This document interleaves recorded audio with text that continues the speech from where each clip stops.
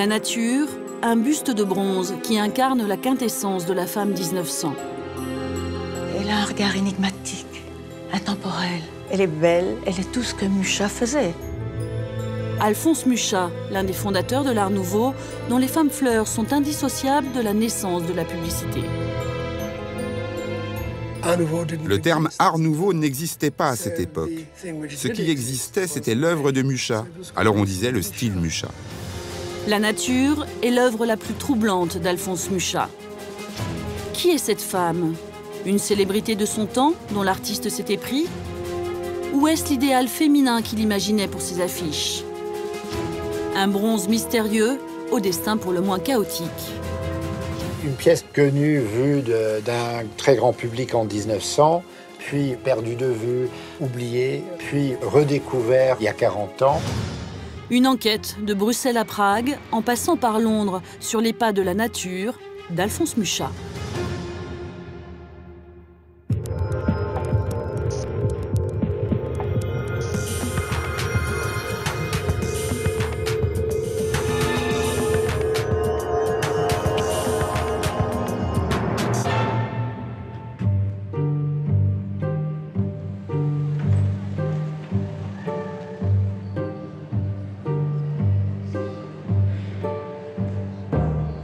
Fondés il y a 2 siècles, les musées royaux des beaux-arts de Belgique conservent quelques 20 000 peintures, sculptures et dessins. Chaque année, plus de 600 000 visiteurs viennent les admirer. Bientôt, ils pourront découvrir un nouveau musée, le musée fin de siècle, équivalent du musée d'Orsay en France.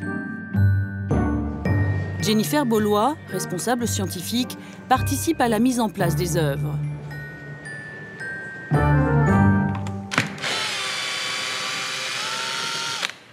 Aujourd'hui, Jennifer nous présente le chef-d'œuvre phare de ce nouveau musée. Une sculpture qui fait partie d'une imposante collection d'art nouveau, actuellement gardée dans les réserves. Pour des mesures de protection et de conservation, on les a laissées dans les caisses d'origine jusqu'à l'ouverture du musée. C'est vraiment un plaisir de la sortir de caisse après si longtemps.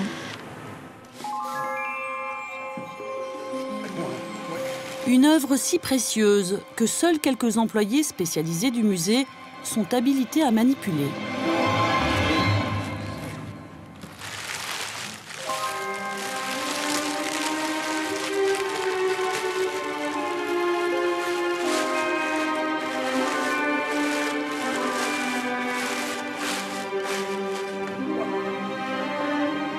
Cela faisait 6 ans que ce buste n'était pas sorti des réserves.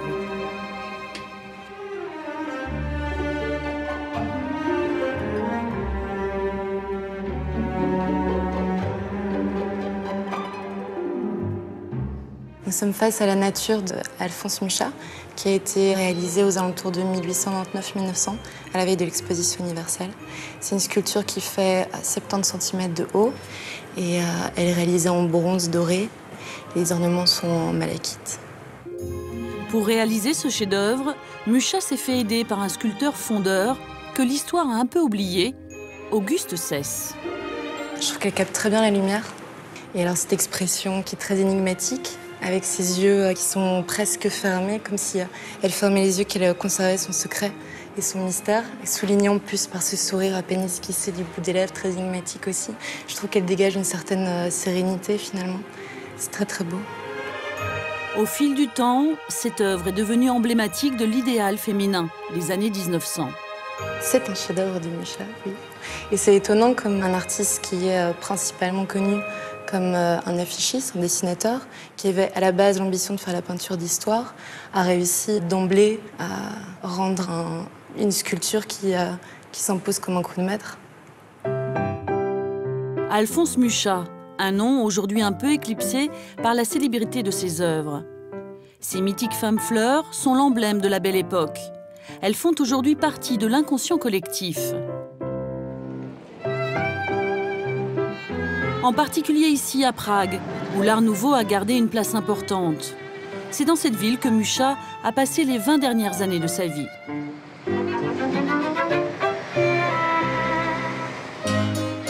Nous y retrouvons Jennifer. En vue de l'ouverture du musée fin de siècle, elle tente de réunir des informations sur l'histoire du buste de la nature.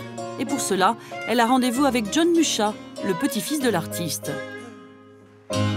Il l'accueille dans la maison familiale où sont précieusement conservés tous les souvenirs d'Alphonse Musha.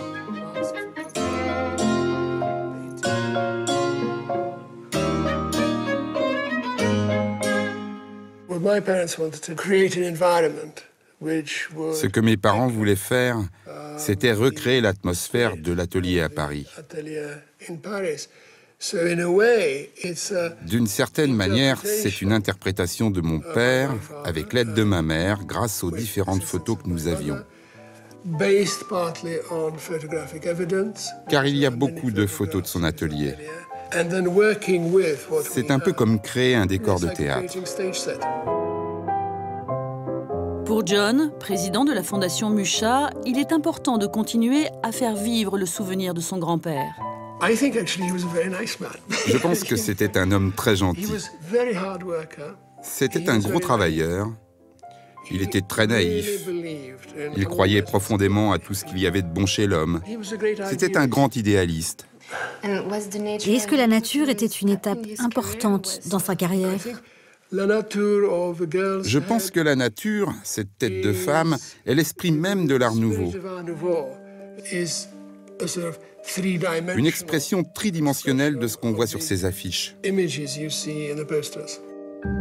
Alphonse Musha était artiste peintre de formation, connu pour ses talents de dessinateur. Mais comment a-t-il travaillé pour réaliser cette sculpture? Il faisait en fait une maquette de ses propres mains et ensuite il l'emmenait à la fonderie où l'on réalisait le bronze. En fait, c'est comme une lithographie qui n'est pas à proprement dite des mains de Musha. Il gravait la pierre et après on faisait les impressions, ce qui n'est pas pareil qu'un original comme celui-ci.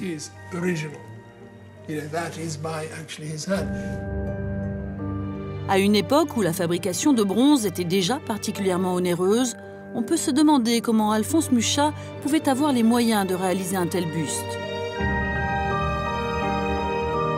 Selon son petit-fils, pour bien comprendre le contexte, il faut se pencher sur son passé, lorsque 4 ans auparavant, son destin avait basculé comme par magie, du jour au lendemain.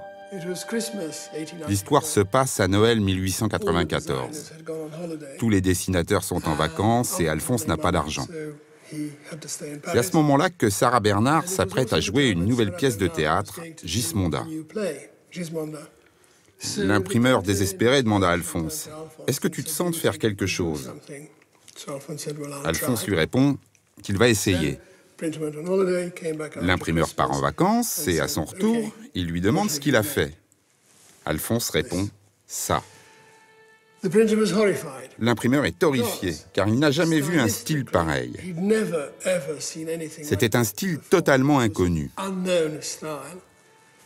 Sarah Bernhardt voulut le voir.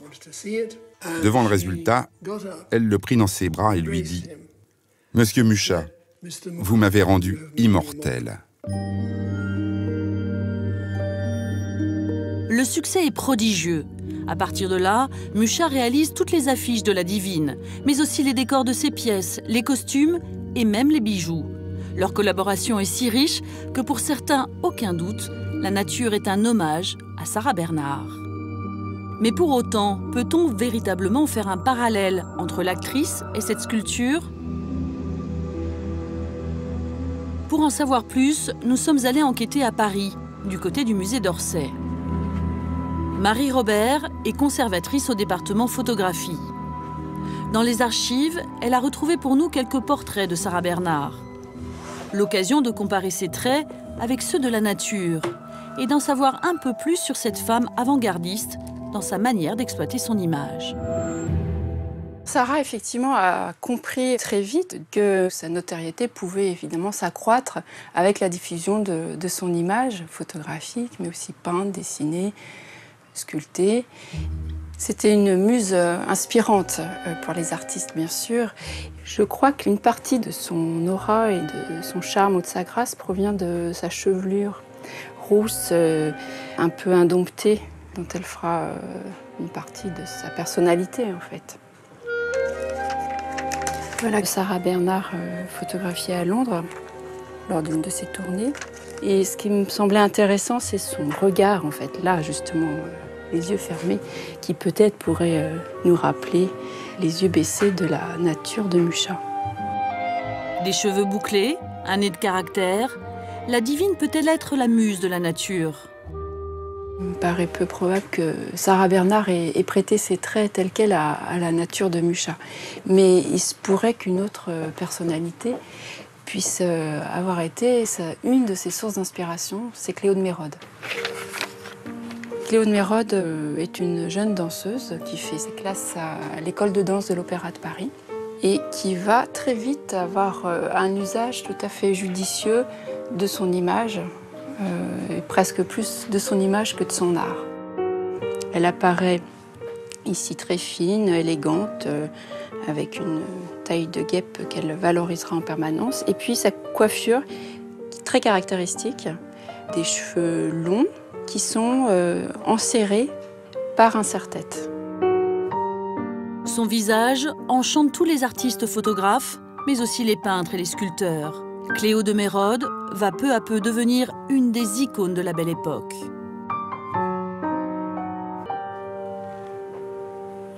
Avec cette photographie, il semble qu'on se rapproche un peu du buste de Mucha, par le sourire mystérieux, légèrement retenu, les yeux baissés. Et puis on retrouve le principe peut-être du diadème avec les bandeaux qui ici maintiennent la chevelure.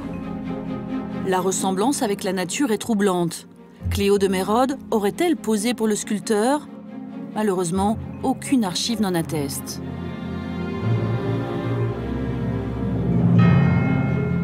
Un autre visage évoquant la nature a été retrouvé à Prague par John, le petit-fils de l'artiste. Il s'agit d'un dessin réalisé 4 ans avant le buste, un profil étrangement similaire à notre sculpture. Comme vous pouvez le remarquer, le sujet est le zodiaque. Vous voyez bien les différents signes et au milieu le visage féminin typique du style de Mucha, avec des lignes très pures. Mais ce qui est intéressant quand on regarde ce profil, c'est qu'on peut facilement imaginer que c'est une des premières sources d'inspiration qui va le mener à la création de la maquette de la nature.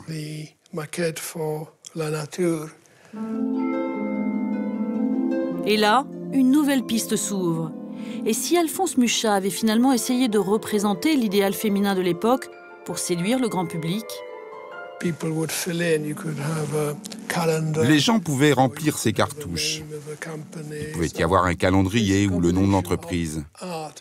Pour la première fois, l'art devenait utile dans le sens où il projetait un message. C'est en fait le premier pas vers la publicité de masse, tout en ayant une vraie préoccupation esthétique. À cette époque, Mucha souhaite partager son art avec le plus grand nombre et un événement historique va lui en offrir l'opportunité. Paris 1900, l'exposition universelle, dont il reste aujourd'hui le pont Alexandre III et le Grand Palais. Les visiteurs s'enthousiasment pour le cinéma, l'électricité et bien sûr l'art nouveau. Alphonse Mucha s'est vu confier les décors du pavillon de la Bosnie-Herzégovine où il va présenter le buste de la nature. Le succès est inégalé. En 212 jours, on parle de 50 millions de visiteurs, plus que la population de la France. La célébrité de Mucha est à son sommet. Il est réclamé de toutes parts.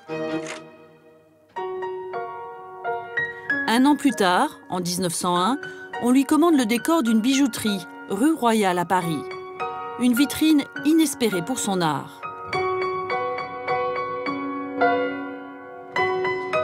Notre enquête nous mène au musée Carnavalet, où le conservateur Jean-Marie Bruzon a retrouvé les croquis préparatoires de cette boutique. Alors ici, nous avons à peu près 80 dessins qui montrent les différentes étapes de l'élaboration de ce décor, avec un certain nombre de dessins qui concernent la cheminée. Un des points sur lequel Mucha a un peu tâtonné, puisqu'il y a beaucoup de projets assez différents. On a par exemple ici une cheminée surmontée d'un groupe sculpté, une jeune femme alanguie. Et puis, il y a un projet qui semble avoir, pendant un bout de temps était celui qu'il allait retenir, puisqu'on a plusieurs dessins qui montrent la figure de la nature posée sur la cheminée. Mucha semblait avoir trouvé avec cette bijouterie l'écrin idéal pour la nature.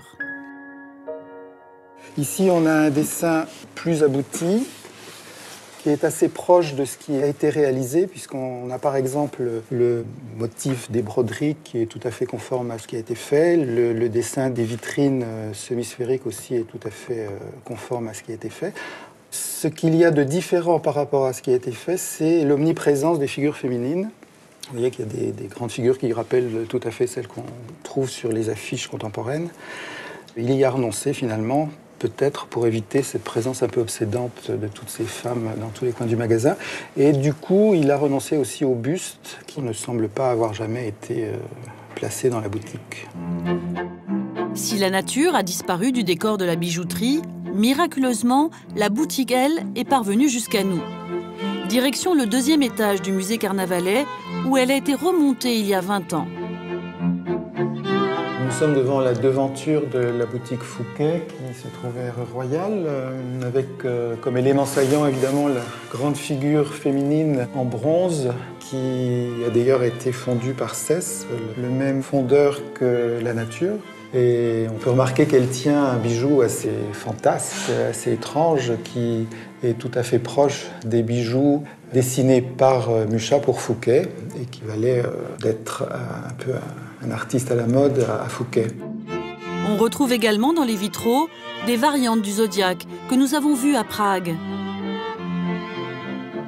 Et voici l'intérieur, une incroyable incursion au cœur de la Belle Époque. La boutique a été reconstituée à peu près telle qu'elle était en 1901 et on a, parmi les éléments importants, cette cheminée sur laquelle aurait pu être présenté le buste de la nature et qui finalement a été remplacé par un vase plus simple. La boutique était à la pointe de la modernité en son temps, mais elle s'est aussi démodée très vite et dès 1922, elle a été démontée et remplacée par une boutique dans le goût nouveau, donc cette fois-ci tout en ligne droite, très austère. Et malgré tout, Fouquet n'a pas mis à la poubelle, si j'ose dire, tous les éléments de la précédente boutique. Il les a rassemblés dans un garde-meuble et il a fini par en faire don au musée Carnavalet en 1938. Après avoir réalisé cette bijouterie, en 1902, Mucha présente la nature à l'exposition universelle de Turin. Ce sera sa dernière apparition publique. Elle disparaît ensuite et sombre dans l'oubli.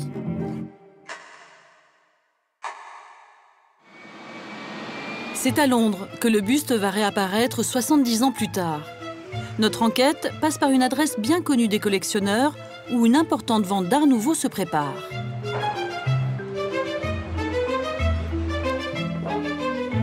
L'occasion pour Jennifer Bollois de rencontrer un personnage clé de l'histoire de notre sculpture. Philippe Garner, c'est l'un des plus grands spécialistes d'art nouveau au monde. Aujourd'hui, les ventes d'art nouveau sont rares, mais les acquéreurs toujours au rendez-vous. On voit sortir toujours des affiches, des litos décoratifs de Mucha. Est-ce qu'il reste des surprises? C'est possible. Mon métier, c'est toujours d'espérer qu'il y aura d'autres trésors à présenter. Au début des années 70, les ventes d'art nouveau reviennent à la mode. On assiste à un retour en grâce d'Alphonse Mucha et la vente de la nature s'annonce comme un véritable événement. Je vais vous montrer la présentation. Voilà, vous le voyez de face et de dos. C'était la pièce phare de la vente, aucun doute là-dessus. Déjà, c'était une pièce qui avait une présence importante dans ses proportions, plus ou moins taille réelle. C'est une vraie sculpture. Qu'est-ce que je veux dire par cela? C'est-à-dire, c'est une pièce qu'on apprécie de chaque angle. On tourne autour, il y a une logique dans les lignes qui partent de la coiffure, de la chevelure, qui entourent et deviennent le socle.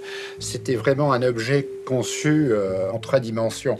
J'avais rien vu de comparable. C'était une pièce exceptionnelle, je ne savais pas que ça existait. Voilà, c'était un coup de foudre pour moi, je dois dire aussi. Philippe Garner avait 21 ans. et il réalisait ce jour-là sa première vente d'envergure. Je vais vous demander si vous reconnaissez le monsieur en gris. C'est moi? C'est moi. J'étais débutant dans ce milieu, mais j'étais quand même amateur de l'Art Nouveau depuis quelques années. J'avais assez de repères pour pouvoir faire la distinction entre une pièce courante et une pièce exceptionnelle. Là, j'avais aucun doute. Et là, vu de dos, le couple vendeur... Le père du vendeur était collectionneur de bronze. Il avait proposé à chacun de ses enfants de choisir une sculpture. L'un avait pris le buste de Mucha sans avoir la moindre idée de ce que c'était, ni d'où il venait. Cette personne m'apporte cette œuvre, j'essaie d'arriver à une estimation. Je savais que ça allait se vendre pour quelques milliers de livres, ce qui était une somme assez importante à l'époque. La nature est finalement adjugée 11 000 livres, soit la valeur de la maison du vendeur.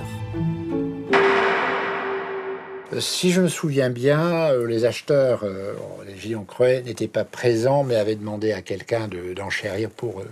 Parce qu'ils étaient trop connus?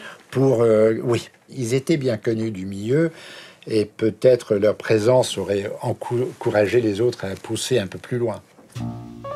À l'époque, les acheteurs, le baron et la baronne Gillon-Crowet, étaient en effet les plus importants collectionneurs d'art nouveau.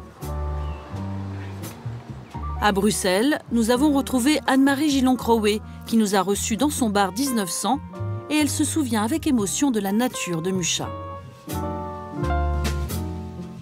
Elle est rentrée dans notre vie et nous avons vécu avec elle pendant plus de 30 ans. Elle était en plein milieu de notre salon, de notre appartement. Elle faisait partie de notre vie quotidienne. Parfois, je mettais une robe d'époque 1900.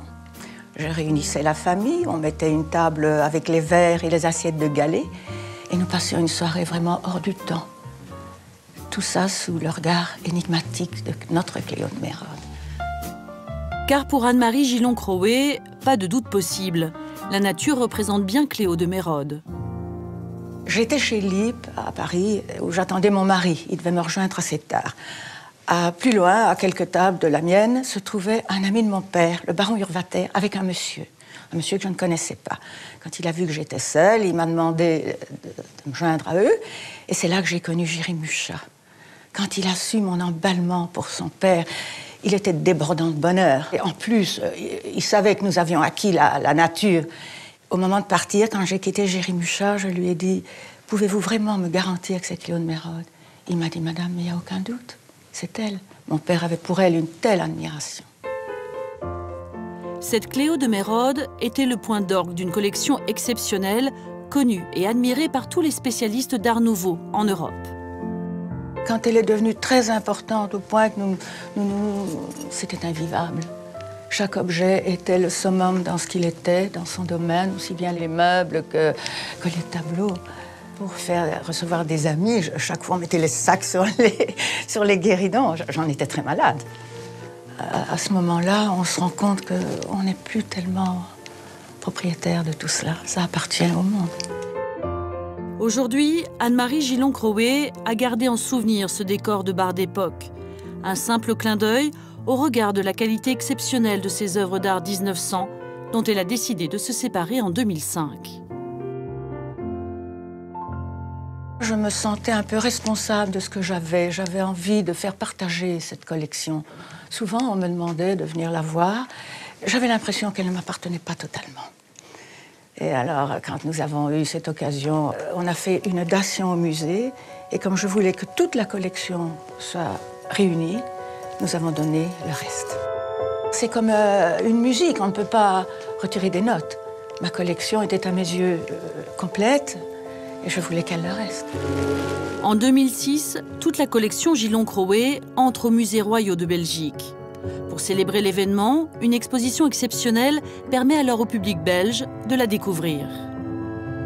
On compte 230 pièces d'art nouveau, dont 48 meubles, 71 verreries, 13 tableaux et 7 sculptures, parmi lesquelles notre buste de la nature. À la fin de l'exposition, toutes les œuvres ont rejoint les réserves pour 6 ans. La sculpture de Mucha est la première à en sortir en vue de l'ouverture du musée fin de siècle. Michel Draguet, Le directeur en est particulièrement fier. C'est vraiment la synthèse d'une époque. Et c'est ce que je trouve de troublant en revoyant la sculpture aujourd'hui. C'est certainement une des icônes de ce musée où précisément elle va retrouver son temps, elle va retrouver son contexte. Et j'espère qu'elle y passera des jours heureux. Elle sera très bien ici. Aujourd'hui, les historiens d'art continuent à chercher la preuve du lien entre la nature et Cléo de Mérode. Ils tentent également de retracer son parcours entre 1902 et 1971. Et pour l'instant, le mystère reste entier.